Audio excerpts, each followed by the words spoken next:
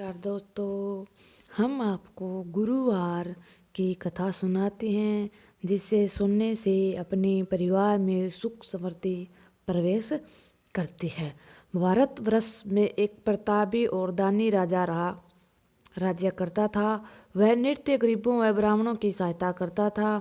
ये बात उसकी रानी को अच्छी नहीं लगती थी। वह न ही गरीबों को दान देती, न ही भगवान को पूजा पाठ करती और राजा को भी दान देने से मना किया करती थी। एक दिन राजा शिकार करने व खेलने वन गए हुए थे तो रानी महल में अकेली थी। उसी समय बसीपति देव साधु वंश में राजा के महल में भिक्षा के लिए गए। भिक्षा मांगी। रानी ने भिक्षा देने से इनकार कर दिया और कहा, हे साधु महाराज, मैं तो दान पुण्य में तंग आ गई हूँ। मेरे पति सारा धन लुटाते रहते हैं। मेरी इच्छा है कि हमारा धन नष्ट हो जाए, फिर न जाने बांस से बांस ना रहेगा बांस, न बजेगी बांसुरी। साधु ने कहा, देवी तुम तो बड़ी विचित्र हो। धन संतान तो सभी चाहते हैं, पुत्र तो लक्ष्मी और पापी के धन भी होना चाहिए। यदि तुम्हारे पास अधिक धन है तो भूखों को भोजन दो, प्यासे को पानी पिलाओ, मुसाफिरों के लिए धर्म यात्राएं बनाओ, धर्मशालाएं खुलाओ। जो निधन है उन्हीं कुंवारी कन्याओं का विवाह नहीं कर सकते तो उनका विवाह कर दो। ऐसे तो कई काम हैं जिन्हें करने से तुम्हारा यश लो परलोक भी फैलेगा। परंतु रानी पर उपदेश का कोई प्रयोग न पड़ा। वह बोली, महाराज आप मुझे कुछ न समझाए, मैं ऐसा धन नहीं चाहती जो हर जगह बांटती फिरूं। साधु ने उत्तर दिया, यदि तुम्हारी ऐसी इच्छा है तो तथा अनुसार तुम ऐसा करना। बृहस्पतिवार को घर लीप कर पिल्ली मिट्टी से अपना सिर धोकर स्नान करना, मिट्टी चढ़ाकर कपड़े धोना। ऐसे करने में उसका सारा धन नष्ट हो जाएगा। इतना कहकर वह साधु महाराज वहाँ से आलोप हो गया। साधु के अनुसार कई बातों को पूरा करते हुए रानी को केवल 3 बृहस्पतिवार ही बीते थे, लेकिन समस्त धन संपत्ति नष्ट हो गई। भोजन के लिए राजा का परिवार तरसने लगा।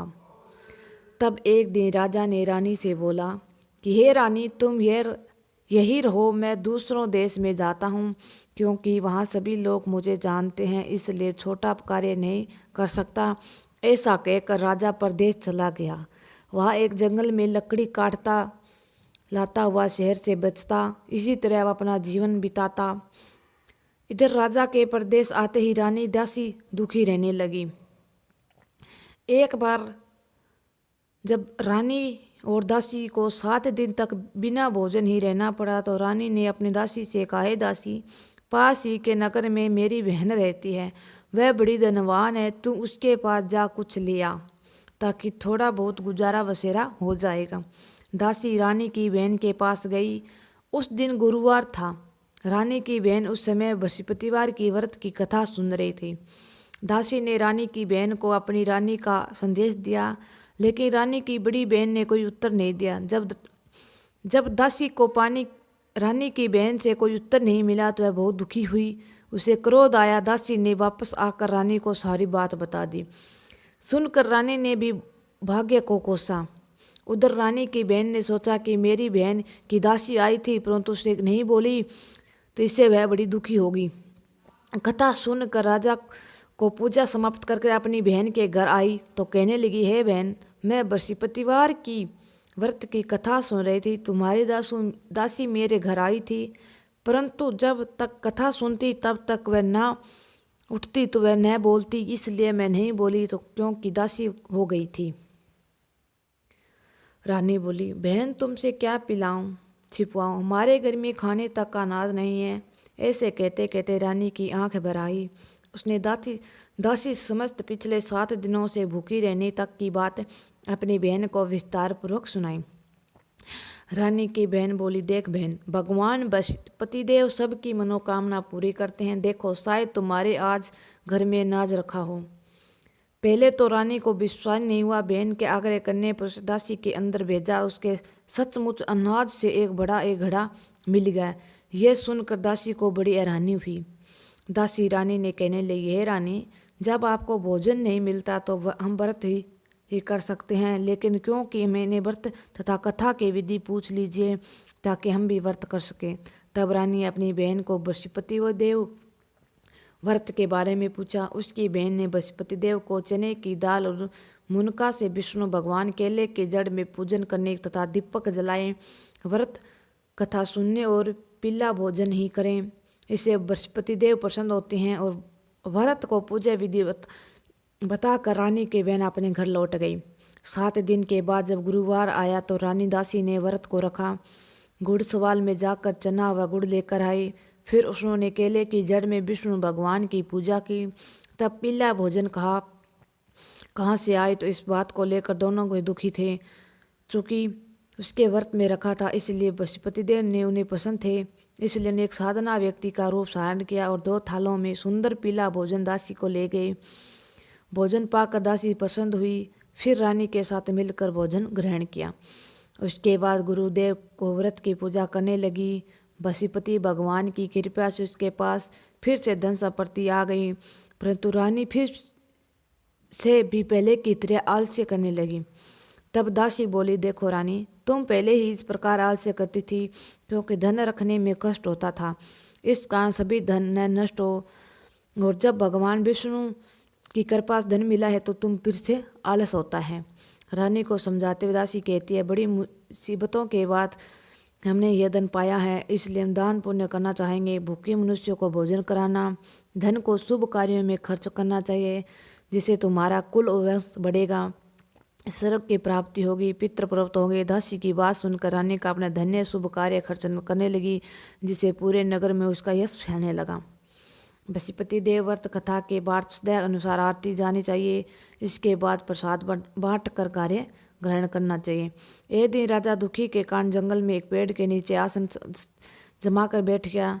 तब उसकी दशा को याद करके व्याकुल होने लगी। बृहस्पति देव का दिन था। एकाएक उसने देखा कि निर्जल वन में एक साधु प्रकट हुआ। वह साधु वंश में स्वयं बृहस्पति को देवता थे। लड़खड़े के सामने आकर बोले, लड़खड़े, यह सुनाकर जंगल में तुम चिंता मत मग्न क्यों बैठा है? लड़खड़ारे ने दोनों हाथ जोड़कर प्रणाम किया। उत्तर दिया, महाराज जी, आप हम सब जानते हैं, मैं क्या कहूँ। यह सुनकर रोने लगा। साधु को अपनी आत्मकथा सुनाई। महाराज जी ने कहा, तुम्हारी स्त्री बृहस्पति देव के दिन बृहस्पति का भगवान का निर्धारण किया, जिसके कारण रुके हुए उनके कार्य तुम्हारी यश पूरी हुई। तुम चिंता मत करो, दूर रखो, मेरे कहने पर चलो, तुम्हारे सब कुछ दूर हो जाएं। भगवान पहले से अधिक संपत्ति देंगे। तुम बृहस्पति देव के दिन कथा किया करो। 2 पैसे के चने मुनके लाकर उसने प्रसाद बनाया और शुद्ध जल से लोटे में शक्कर मिलाकर अमृत तैयार करो। कथा के पश्चात सारे परिवार में सुनने के प्रेमियों को अमृत व प्रसाद बांट कर आप ग्रहण करें। ऐसा करने पर भगवान तुम्हारी सभी मनोकामना पूरी करेंगे।